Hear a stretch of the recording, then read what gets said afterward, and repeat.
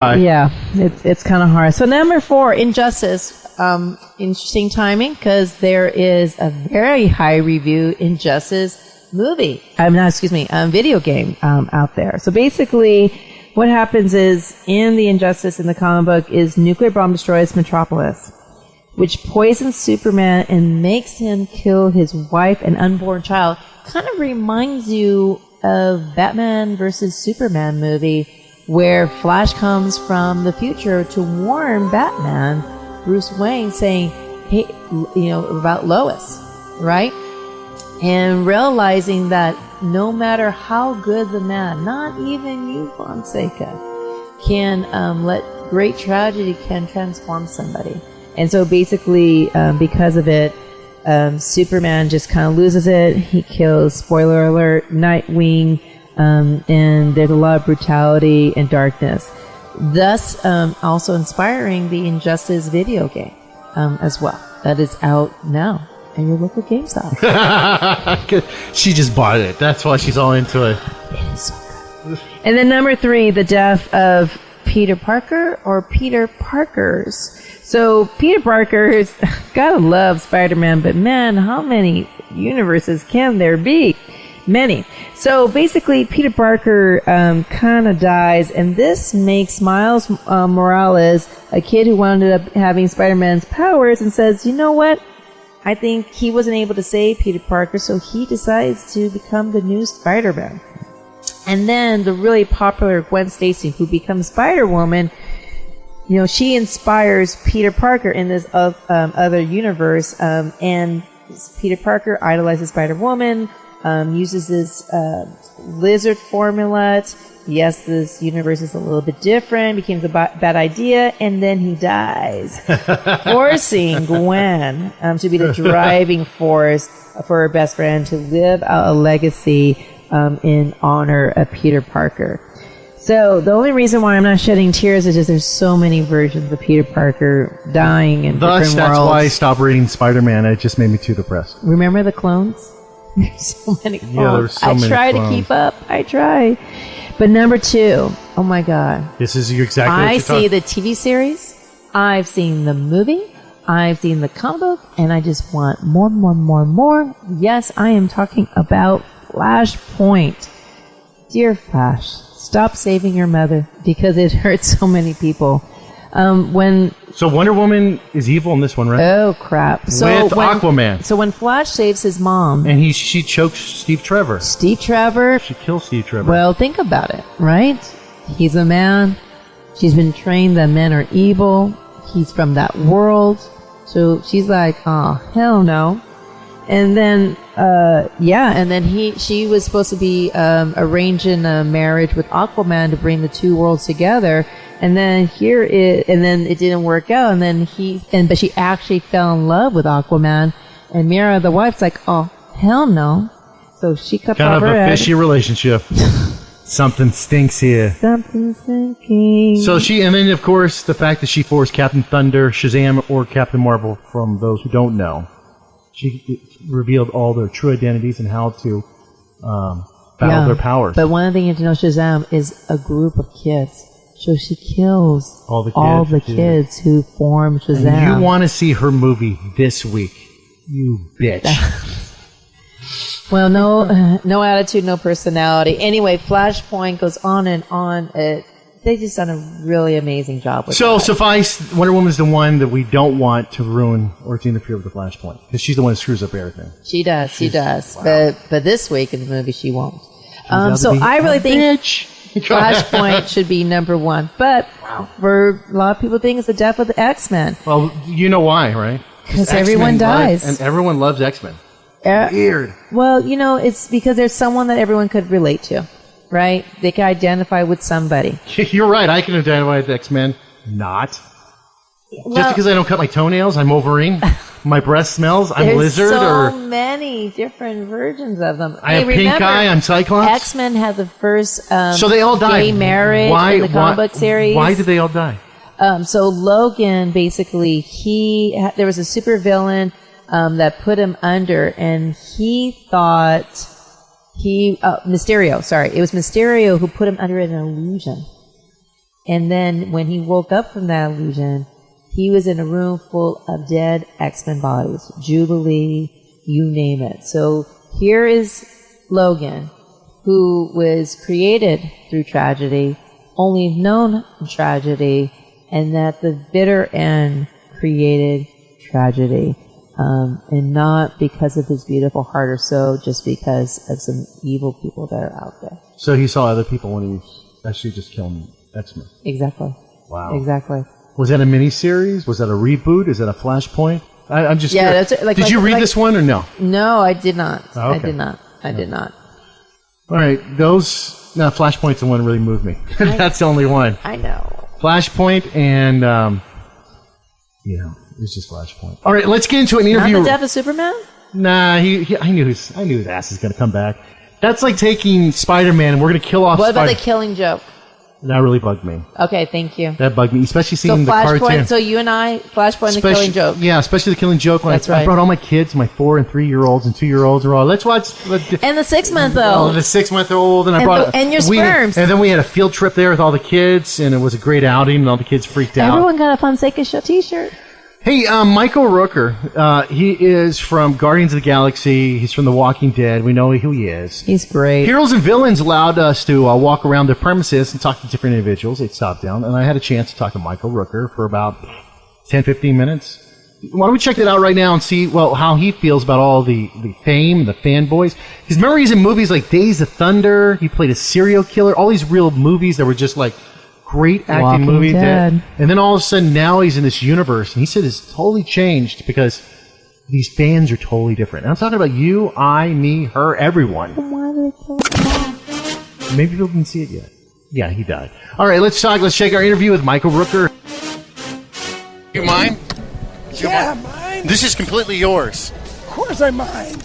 Michael, I'm Aaron. Hi. Pleasure to meet you. Hi, man. Thank you so much for taking some time to talk to us. Oh, my God. Setup. This is cool. Is this amazing? This records everything. We don't have to worry about wires. Well, we still do wires, but it's very small. Cool, We are at Heroes and Villains Fan Fest, and I'm with Michael Rooker. Thank you so much for spending some time with us, man. Indeed. Pleasure's mine. We were watching you do your panel. Yes, sir. How do you feel about that? How do you like the fans, the fanboys? How do you feel about that? How do I feel about it? I think it's awesome. You were doing one of the biggest movies and the biggest shows from Walking Dead to Guardians of the Galaxy. Yeah. Did you ever think from, let's think about it, serial killer to 8 Men Out to, let's see, what is the other movie? Days of Thunder. Days of Thunder. From Cliffhanger. Do you think you were going to go from that to this? Ever? You never know, man. It's you're an actor. You go, you audition. You develop contacts. You develop friendships over the years. And friendships sometimes you don't even know about. For example, Slither. Yeah. James Gunn. Yeah. He was a fan / kind of a friendship thing. Before I even really met him. Yeah. And literally, when I met him and did the audition for Slither, we were like instant friends. Instant friends. So it's more people you know than rather you're acting. Is that what you're saying? I hope so. Because my acting sometimes is not.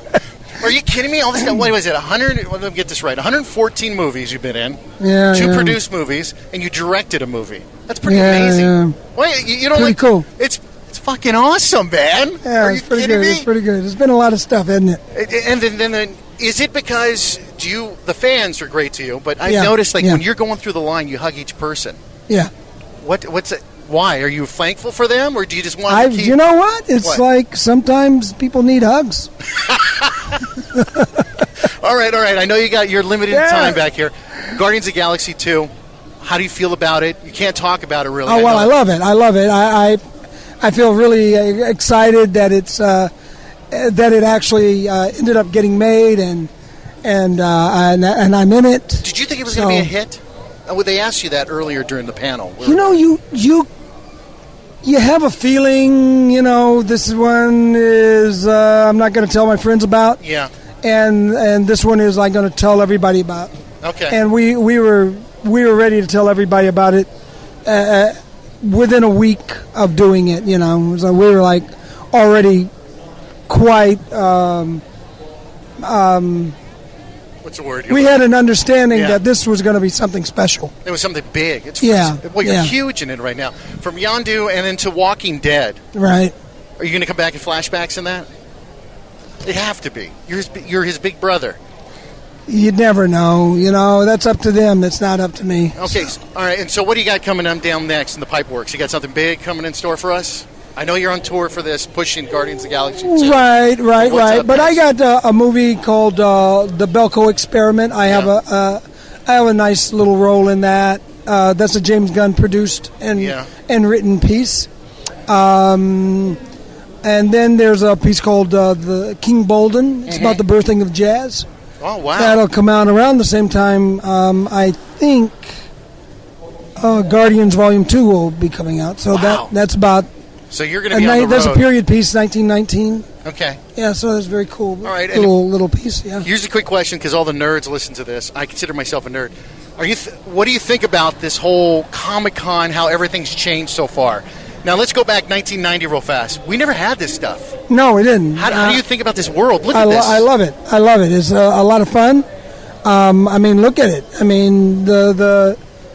The fans are magnificent. Kind of weird sometimes. A little creepy, you think? I don't think creepy. I think kind of... What is the word? A little bit exciting. It's exciting to me to see all these fans that just are... They take 2-3 days out of their week to spend here with us. All right. I can go on hours. I know you got to get backstage. You got pictures. Real fast before I leave, thank you so much for joining us. Can you do a quick drop real fast? Sure, man. Your name, you're listening to your nerd side. Real fast. You're listening to what? Your nerd side. Oh, your nerd side. Yeah. Oh, yeah. Hey, guys, this is Michael Rooker here from Guardians of the Galaxy Volume 1 and Volume 2. And you're listening to Your Nerd Side. All right, and that was Michael Rooker. Cool guy. Sorry if it sounds a little bit weird. It was hard because we had to do it real fast, and they're pushing us in and out. And we had to... In and out. Sounds like most of your relationships. No, it was just kind of hard. No, he had to do something else. He was doing another meet and greet or something like that. Oh, yeah, but he always tries to spend some time with you, so he's a great guy. So, Guardians of the Galaxy, they did great at the box office. Everything Marvel puts its hands on is just doing great. Not the second Thor. Yeah, but it still made money. It was. I looked up. It still did well, even though the storyline sucked. And it was just a horrible. Really bad. Horrible. You know what? Never mind. I'm not going to get into it. I was going to mention him. Go for it. Go. Every time my friend, which he doesn't talk to me, Zach Levi does a movie. Oh, Zach Levi. Always flops. He did the Alvin and the Chipmunks 2, the sequels. So if there's any writers out there, help Zach Levi. I love Tangled. And then that movie did the worst out of all. Tangled did really bad. Didn't do that well. That's a TV series. All right, well, let's talk about the DC universe, because they're just not doing that well. And a lot of Except when Wonder Woman comes out. A lot of people have been just stressing and saying what they're doing wrong. So we came up with a list of the 15 reasons fans think the DC movie universe is going to crash and burn. Do you think because they're hating on DC for taking so long? But you know what? People forget, though, is Marvel took a long time, too. It's going to explain it. Number 15, Man of Steel wasn't a strong start, which I disagree. I loved it because it was stronger than the original movie I loved. It's just the Lex Luthor part. Oh, that was the messiest. That's the Lex Luthor part. But Superman wasn't in Lex Luthor. You're talking about Batman versus Superman. No, just Superman. The first one, Man of Steel. No, I understand that. I'm talking about Batman versus Superman was messy. Yeah. But that's number 14. We're not there yet. Oops. All right, they said the personality of Man of Steel. Man of Steel was awesome. I liked it too. A lot of people didn't like it. What's wrong with you? Don't ask me. Henry's gorgeous. Beautiful, strong. They said it was too dark. But then when it goes too light, they complain too. There's a lot of people who like to complain. All right. Christopher Nolan, you do a good job. I like what you do. Tell me about it. All right, so number 14, Batman versus Superman was messy. I have to say, yes. Mm-hmm. I liked it, but it was freaking messy. He sits there and he sleeps, has a dream. Flash comes out. I'm talking about Batman. Batman has a nightmare about the apocalypse happening, and little holes of the fire coming out, and his little minions flying around. And people are like, what was that? Why is Superman mad? That was confusing. Why is he having a dream right in the middle of the movie? Wonder Woman's in it, but all she's there for is looking for a picture. Couldn't she get the picture real easy? And why does she need the picture? She doesn't care if people know who she is or not. All right, the only There's thing a I lot have to of say things. is, for the females out there, we need Wonder Woman. There's just too much testosterone. They're